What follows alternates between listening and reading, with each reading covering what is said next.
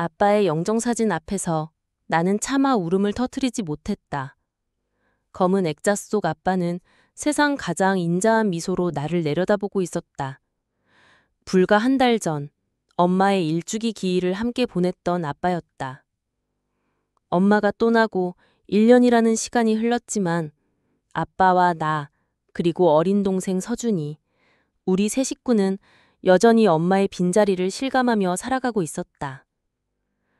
아빠는 매일 밤 술에 취해 들어오셨고 그럴 때마다 엄마의 이름을 목 놓아 부르며 우셨다. 그런 아빠를 보는 것은 어린 나이가도 찢어지는 아픔이었다. 하지만 나는 울 수 없었다. 내가 울면 아빠와 서준이는 더 무너져 내릴 것만 같았다.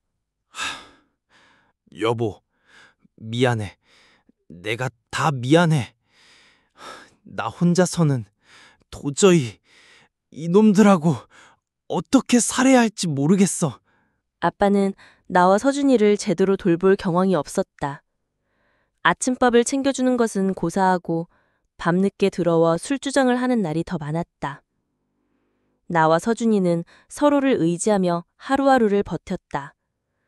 내가 학교를 마치고 돌아오면 유치원에 다녀온 서준이를 챙겨 씻기고 서툰 솜씨로나마 저녁을 차려 먹이는 것이 나의 일과가 되었다. 엄마가 살아계실 적 어깨 너머로 배웠던 요리 실력이 이럴 때 도움이 될 줄은 꿈에도 몰랐다. 그러던 어느 날 아빠가 웬 낯선 여자를 데리고 집에 들어왔다. 곱게 화장을 하고 상냥한 미소를 띤 여자였다. 애들아, 인사해라. 아빠랑 앞으로 함께 지낼 뿐이야. 안녕 얘들아? 나는 박선영이라고 해. 너희들 이야기 많이 들었어. 정말 예쁘고 착한 아이들이라고. 여자는 자신을 선영 이모라고 소개하며 우리에게 다가와 머리를 쓰다듬었다. 서준이는 어색해하면서도 여자의 상냥함에 금세 경계를 풀었지만 나는 어쩐지 그 여자의 미소가 불편했다. 엄마의 자리를 대신할 사람은 이 세상에 아무도 없다고 생각했다. 그 여자가 집에 드나들기 시작하면서 집안의 풍경은 조금씩 바뀌어 갔다. 아빠의 술주정이 줄었고 아침 식탁에는 따뜻한 밥과 국이 차려졌다. 여자는 서준이에게 매일같이 예쁜 옷과 장난감을 사다 주며 환심을 샀고 서준이는 어느새 그 여자를 엄마라고 부르기 시작했다. 엄마, 이것 보세요. 새로 산 로봇이에요. 어머, 우리 서준이 정말 좋겠네. 엄마가 또 사줄까? 나는 그 모습을 묵묵히 지켜볼 뿐이었다. 여자가 아무리 우리에게 잘해줘도 나는 그녀를 엄마라고 부를 수 없었다. 아빠는 그런 내 마음을 아는지 모르는지 하루빨리 그 여자와 정식으로 가정을 꾸리고 싶어 했다. 결국 아빠는 엄마가 떠난 지 채 2년도 되지 않아 그 여자와 재혼했다. 결혼식은 조촐하게 치러졌다. 아빠의 몇 안 되는 친구들과 친척들이 모인 자리에서 서연마는 눈물을 글썽이며 말했다. 제가 비록 아이들의 친엄마는 아니지만 제 목숨보다 더 소중히 제 친자식처럼 사랑으로 키우겠습니다. 하늘에 있는 아이들 엄마에게 부끄럽지 않은 엄마가 될게요. 지켜봐 주세요. 나는 그 말을 믿지 않았다. 하지만 아빠의 행복해 보이는 얼굴을 보니 차마 아무 말도 할 수 없었다. 새엄마가 들어오고 나서 아빠는 예전의 웃음을 되찾은 듯 보였다. 더 이상 밤늦게 술에 취해 들어오는 일도 없었고 주말이면 우리를 데리고 가까운 공원으로 나들이를 가기도 했다. 모든 것이 제자리를 찾아가는 것처럼 보였다. 어쩌면 정말 새엄마는 좋은 사람일지도 모른다고 나의 경계심이 너무 과했던 것일지도 모른다고 생각하기 시작할 때 무렵이었다. 그 끔찍한 사고가 일어난 것은 바로 그때였다. 아빠는 지방으로 출장을 가던 길에 빗길에 미끄러진 화물차와 정면으로 충돌했다. 현장에서 즉사였다는 연락을 받고 나와 새엄마 서준이는 병원으로 달려갔다. 하지만 우리가 마주한 것은 차가운 시트로 덮인 아빠의 시신돈이었다. 나는 그 자리에 주저앉아 목 놓아 울었다. 엄마에 이어 아빠까지. 세상에 나 혼자 남겨진 것 같은 절망감에 숨을 쉴 수조차 없었다. 장례식은 새엄마가 도맡아 치렀다. 그녀는 검은 상복을 입고 조문객들을 맞으며 연신 윤물을 훔쳤다. 어떤 사람들은 그녀를 보며 남편을 잃은 슬픔에 잠긴 아내이자 졸지의 아이들 둘을 책임져야 하는 가엾은 여자라며 동정했다. 하지만 나는 보았다. 조문객들이 돌아간 늦은 밤 빈소 구석에서 잠든 서준이를 내려다보며 입가에 희미한 미소를 짓던 그녀의 얼굴을. 그 순간 나의 등골을 타고 서늘한 기운이 흘렀다. 장례를 치르고 며칠 후 새엄마는 분주하게 움직이기 시작했다. 아빠의 유품을 정리한다며 서랍과 옷장을 뒤지기 시작한 것이다. 그러던 어느 날 저녁 그녀는 나와 서준이를 불러 앉혔다. 그녀의 손에는 낡은 서류 봉투 하나가 들려 있었다. 얘들아, 아빠가 우릴 위해 큰 선물을 남겨가셨네? 이게 뭔지 아니? 보험 증서라는 거야. 아빠가 혹시라도 잘못될 경우를 대비해서 우리 가족을 위해 들어놓은 거란다? 새엄마는 서류를 내밀며 사망보험금 액수가 적힌 부분을 손가락으로 가리켰다. 5억 원. 어린 나에게는 실감조차 나지 않는 큰 금액이었다. 이 돈이면 우리 세 식구 앞으로 아무 걱정 없이 살 수 있어. 너희들 대학 졸업할 때까지, 아니 결혼할 때까지도 충분한 돈이야. 아빠가 하늘에서 우릴 지켜주시는 거야. 그러니 이제 슬퍼하지 말고 엄마랑 서준이랑 씩씩하게 살아가자, 응? 새엄마는 그날 이후 우리에게 이전보다 훨씬 더 잘해주기 시작했다. 매일같이 값비싼 외식을 하고 서준이가 갖고 싶어 했던 최신형 게임기를 사주고 내게는 예쁜 옷과 가방을 안겨줬다. 주변 사람들에게는 남편 잃은 슬픔을 딛고 아이들을 위해 헌신하는 천사 같은 엄마 행세를 했다. 어머, 애들 엄마는 정말 대단해. 저렇게 젊은 나이에 남편을 잃고도 꿋꿋하게 아이들을 챙기는 것 좀 봐. 하늘에 있는 남편도 마음이 놓이겠어. 하지만 나는 그 모든 것이 연극처럼 느껴졌다. 그녀의 과장된 친절과 다정함 뒤에는 차갑고 계산적인 무언가가 숨어 있는 것만 같았다. 아빠의 죽음 앞에서 흘렸던 그녀의 눈물은 정말 슬픔의 눈물이었을까? 아니면 거액의 보험금을 손에 쥐게 될 기쁨의 눈물이었을까? 의심의 씨앗은 내 마음속에서 걷잡을 수 없이 자라고 있었다. 보험금 지급 절차는 생각보다 빠르게 진행되었다. 새엄마는 매일같이 보험회사와 통화하며 서류를 준비했다. 그리고 아빠가 돌아가신 지 정확히 한 달이 되던 날 마침내 5억 원이라는 거금이 새엄마의 통장으로 들어왔다. 그날 밤 나는 잠결에 거실에서 들려오는 통화 소리를 들었다. 새엄마의 목소리였다. 평소의 상냥한 목소리와는 전혀 다른 차갑고 날카로운 목소리였다. 나야. 드디어 들어왔어. 전액 다. 그래, 생각보다 빨리 처리됐네. 그 멍청한 늙은이가 서류 하나는 확실하게 해놨더라고. 애들? 아, 그 짐덩어리들. 당분간은 데리고 있어야지. 보험금 수령 조건이 양육이었으니까. 적당히 시간 끌다가 알아서 처리해야지. 그래, 조금만 기다려. 이 지지기 땅 곧 뜨게 될 테니까. 나는 숨을 죽인 채 방문 틈으로 새엄마의 모습을 훔쳐보았다. 그녀는 통장을 손에 꼭 쥐고 악마처럼 웃고 있었다. 아빠의 죽음 이후 한 달.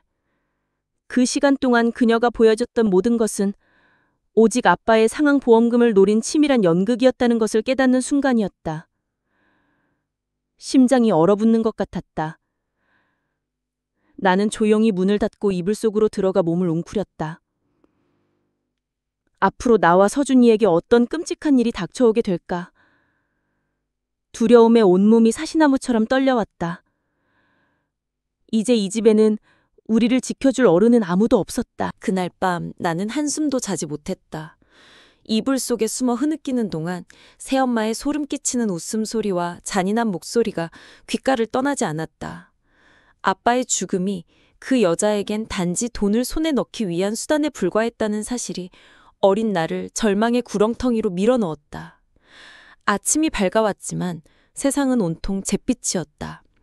거실로 나가자 새엄마는 평소와 다름없는 상냥한 얼굴로 아침 식탁을 차리고 있었다. 마치 어젯밤의 통화는 나의 악몽이었던 것처럼. 어머, 우리 딸 일어났어? 웬일로 이렇게 일찍 일어났네? 자, 어서 앉아. 오늘은 네가 좋아하는 김치찌개 끓였어. 서준이도 깨워서 같이 먹자. 그 여자의 위선적인 얼굴을 마주하는 것만으로도 구역질이 났다. 하지만 나는 아무렇지 않은 척 억지로 자리에 앉았다. 내가 무언가 알고 있다는 것을 눈치채게 해서는 안 됐다. 서준이를 지켜야 했다. 밥알을 씹는 동안 수많은 생각이 머릿속을 스쳐 지나갔다. 도망쳐야 할까? 하지만 어디로? 친척들은 아빠의 장례식 이후로 연락 한 통 없었다. 경찰에 신고해야 할까? 하지만 뭐라고 말해야 할지, 어린 나의 말을 과연 누가 믿어줄지 알 수 없었다. 식사가 끝나자 새엄마는 폭탄 같은 선언을 했다. 얘들아, 우리 오늘 놀이공원 갈까? 아빠도 하늘에서 우리가 즐겁게 지내는 모습을 보면 더 기뻐하실 거야. 그리고 엄마가 너희에게 줄 깜짝 선물이 있어. 이제 우리도 새 출발을 해야지. 더 좋은 곳으로 이사 갈 준비를 할 거야. 새 출발, 이사. 그 말들이 내 심장을 날카롭게 찔렀다. 이것이 바로 그 여자가 말하던 처리의 시작일까. 불안감에 휩싸였지만 나는 서준이의 손을 꼭 잡고 그 여자를 따라 나서는 것 외에 다른 선택을 할 수 없었다. 놀이공원에 도착하자 서준이는 금세 신이 나서 뛰어다녔다. 새엄마는 그런 서준이의 모습을 흐뭇하게 바라보며 이것저것 장난감을 사주고 맛있는 간식을 입에 넣어주었다. 마치 세상에서 가장 자상한 엄마인 것처럼. 하지만 나는 그 모든 행동이 마지막 만찬처럼 느껴져 도저히 웃을 수가 없었다. 시간이 흘러 해가 뉘엿뉘엿 저물어가는 무렵 새엄마는 갑자기 중요한 연락을 받았다며 휴대전화를 귀에 대는 신용을 했다. 어머, 정말? 지금 바로? 아, 알았어요. 금방 갈게요. 얘들아, 미안한데 엄마가 급하게 처리할 일이 생겼어. 여기 놀이공원 바로 앞에 큰 백화점 있지? 거기 1층 로비에서 잠깐만 기다리고 있어. 엄마 금방 일 보고 데리러 올게. 알았지? 새엄마는 내 손에 5만 원짜리 지폐 한 장을 쥐어주며 서준이와 맛있는 저녁을 사 먹고 있으라고 말했다. 그리고는 뒤도 돌아보지 않고 인파 속으로 황급히 사라졌다. 나는 그 여자의 뒷모습이 완전히 보이지 않을 때까지 그 자리에 못 박힌 듯 서 있었다. 이것이 마지막이라는 것을 직감했다. 누나, 우리 뭐 먹을까? 나 햄버거 먹고 싶어. 엄마는 언제 와? 나는 차마 동생에게 진실을 말할 수 없었다. 그저 곧 오실 거라는 거짓말을 되풀이하며 서준이를 데리고 백화점 로비로 행했다. 우리는 차가운 대리석 의자에 나란히 앉아 회전문을 통해 들어오고 나가는 수많은 사람들을 멍하니 바라보았다. 1시간이 지나고 2시간이 지났다. 백화점의 화려한 조명이 하나둘씩 꺼지기 시작했고 활기찼던 공간은 점점 더 텅 비어갔다. 서준이는 내 어깨에 기댄 채 잠이 들었다. 나는 잠든 동생의 머리를 쓰다듬으며 터져나오려는 눈물을 가까스로 참아냈다. 버려진 것이다. 아빠의 목숨값인 5억 원과 함께 우리 남매는 이 낯선 곳에 철저히 버려졌다. 마침내 백화점 폐점 시간을 알리는 안내방송이 흘러나왔다. 순찰을 돌던 보안 직원이 우리에게 다가와 물었다. 학생, 여기서 뭐하니? 이제 문 닫을 시간인데 부모님은 어디 계시고? 그 말을 듣는 순간 애써 눌러온 모든 감정이 한꺼번에 폭발했다. 나는 잠든 서준이를 끌어안고 서럽게 울기 시작했다. 나의 울음소리에 놀라 잠에서 깬 서준이도 덩달아 울음을 터뜨렸다. 상황이 심상치 않음을 깨달은 보안 직원은 우리를 사무실로 데려가 따뜻한 우유를 건네주며 자초지종을 물었다. 나는 울먹이며 새엄마와 함께 놀이공원에 왔다가 엄마를 기다리고 있었다고. 하지만 아무리 기다려도 오지 않는다고 두서없이 이야기했다. 결국 보안 직원은 경찰에 신고했고 우리는 잠시 후 도착한 경찰차를 타고 가까운 지구대로 향했다. 지구대는 차갑고 낯선 공기로 가득 차 있었다. 경찰 아저씨들은 우리에게 이것저것 물었지만 내가 아는 것은 새엄마의 이름 박선영, 그리고 그녀의 휴대전화 번호뿐이었다. 박선영. 전화번호는 없는 번호로 나오고 주민등록번호나 주소는 모르니? 나는 고개를 저었다. 아빠와 재혼한 지 얼마 되지 않아 나는 그 여자에 대해 아는 것이 거의 없었다. 경찰관은 한숨을 쉬며 일단 아동보호 전문기관에 연락해서 우리를 임시보호소로 보내야겠다고 말했다. 모든 것이 악몽 같았다. 아빠가 돌아가신 지 고작 한 달 만에 우리는 집을 잃고 부모를 잃고 이제 갈 곳마저 없는 신세가 되어버렸다. 그때 지구대 안으로 한 여자 경찰관이 들어왔다. 그녀는 우리를 보자마자 따뜻한 눈빛으로 다가와 무릎을 굽혀 나와 눈을 맞췄다. 얘들아, 많이 놀랐지? 나는 김수진 경이라고 해. 걱정 마지 마. 아줌마가 너희 꼭 도와줄게. 무슨 일이 있었는지 차근차근 이야기해 줄 수 있겠니? 김수진 경리님의 따뜻한 목소리에 나는 다시 한번 울음이 터져나왔다. 나는 그동안 있었던 모든 일을 털어놓았다. 아빠의 죽음, 새엄마의 수상한 행동, 거액의 사망보험금, 그리고 어젯밤에 엿들은 통화 내용까지. 내 이야기를 듣는 동안 김경리님의 표정은 점점 굳어졌다. 이야기가 끝나자 그녀는 굳은 표정으로 나에게 약속했다. 알겠다.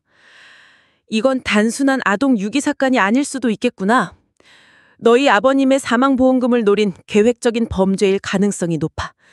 내가 어떻게든 그 여자, 박선영이라는 사람 꼭 찾아내 줄 테니까 너무 걱정하지 말고 일단은 안전한 곳에서 동생 잘 돌봐주고 있어야 해. 할 수 있지?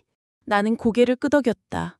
그날 밤 우리는 김경리님의 도움으로 아동 임시보호소로 옮겨졌다. 낯선 아이들과 낯선 공간, 모든 것이 두렵고 막막했지만 이상하게 마음 한구석은 조금 놓였다. 처음으로 내 이야기를 믿어주고 우리 편이 되어줄 어른을 만났기 때문이다. 나는 보호소의 작은 창문 밖으로 펼쳐진 어두운 도시를 내려다 보았다. 그리고 다짐했다. 반드시 그 여자, 박선영을 찾아내 아빠의 억울함을 풀어주고 나와 서준이의 인생을 되찾겠다고. 이것은 끝이 아니라 새로운 시작이었다. 길고 외로운 싸움의 시작. 나는 주먹을 꽉 쥐었다. 임시보호소에서의 시간은 더디게 흘러갔다. 낯선 환경과 불안감에 서준이는 매일 밤 악몽을 꾸며 울었고 나는 그런 동생을 다독이며 뜬 눈으로 밤을 지새웠다. 유일한 희망은 가끔씩 우리를 찾아오는 김수진 경위님이었다. 그녀는 올 때마다 우리에게 간식을 사다 주며 수사가 어떻게 진행되고 있는지 차분히 설명해 주었다. 박선영이란 이름은 가명이었어. 그 여자가 사용하던 휴대폰도 대포폰이었고 작정하고 신분을 숨긴 거라 추적이 쉽지는 않아. 하지만 포기하지 않을 거야. 5억 원이라는 큰 돈은 분명히 흔적을 남기게 되어 있거든. 금융거래 내역을 샅샅이 뒤지고 있으니 조금만 더 기다려줘. 몇 주가 흘렀지만 수사는 제자리 걸음인 듯했다. 새엄마가 우리를 버리고 떠난 그날의 악몽은 점점 희미해지는가 싶더니 이내 분노와 복수심으로 변해 내 마음속에 단단히 자리를 잡았다. 나는 김경희님을 만날 때마다 아빠의 사고에 대해 집요하게 물었다. 단순한 빗길 교통사고가 아닐지도 모른다는 의심을 떨칠 수가 없었기 때문이다. 나의 끈질긴 이야기에 김경희님도 마침내 아빠의 사고 기록을 다시 검토하기 시작했다. 그러던 어느 날 김경희님이 상기된 얼굴로 보호소에 찾아왔다. 그녀의 손에는 여러 장의 서류가 들려 있었다. 찾았어, 실마리를. 박선영이 보험금을 수령한 직후 여러 개의 계좌로 돈을 쪼개서 이체한 기록을 발견했어. 그중 한 계좌의 주인이 최근 거액의 현금을 인출하면서 꼬리가 잡혔지. 박선영의 공범이자 내연남이었던 남자야. 그리고 더 중요한 사실을 알아냈어. 너희 아빠 사고 현장에서 수거된 차량 블랙박스, 음성 파일이 훼손되어 복구가 불가능하다고 결론났던 거 기억하니? 그걸 국가수에 다시 보내서 정밀 복원을 의뢰했는데 결정적인 대화 내용이 복원됐어. 김경희님이 들려준 녹음 파일 속에는 아빠의 목소리와 새엄마의 목소리가 담겨 있었다. 출장 가던 아빠가 새엄마와 마지막으로 통화하던 내용이었다. 나야. 거의 다 와가. 근데 이상하네. 아까부터 차에서 자꾸 쇠 긁히는 소리가 들리고 브레이크가 좀 밀리는 것 같아. 정비소에 한번 들러봐야겠어. 어머, 정말? 별일 아니겠지. 조심해서 와요, 여보. 집에 오면 내가 맛있는 거 해놓고 기다리고 있을게. 사랑해요. 새엄마의 목소리는 평소처럼 다정했지만 그 뒤에 숨겨진 악마의 속삭임이 들리는 듯했다. 김경희님은 이 통화 내용을 토대로 차량에 대한 제 감식을 의뢰했고 결과는 충격적이었다. 누군가 고의로 브레이크 오일 호스를 절단한 흔적이 발견된 것이다. 아빠의 죽음은 사고가 아니었다. 5억 원의 사망보험금을 노린 치밀하게 계획된 살인이었다. 증거는 명백했다. 경찰은 즉시 박선영과 내연남에 대한 체포영장을 발부하고 그들의 은신처를 급습했다. 그곳은 서울 외곽의 한적한 고급 빌라였다. 나와 서준이는 김경희님의 차를 타고 그 현장으로 향했다. 차마 어린 서준이에게 이 끔찍한 진실을 모두 보여줄 수는 없었지만 나는 내 두 눈으로 그 여자의 마지막을 똑똑히 지켜보고 싶었다. 빌라의 문이 열리는 순간 역한 향수 냄새와 함께 사치스러운 풍경이 펼쳐졌다. 거실에는 명품 쇼핑백이 어지럽게 널려 있었고 박선영은 내연남과 함께 와인을 마시며 웃고 있었다.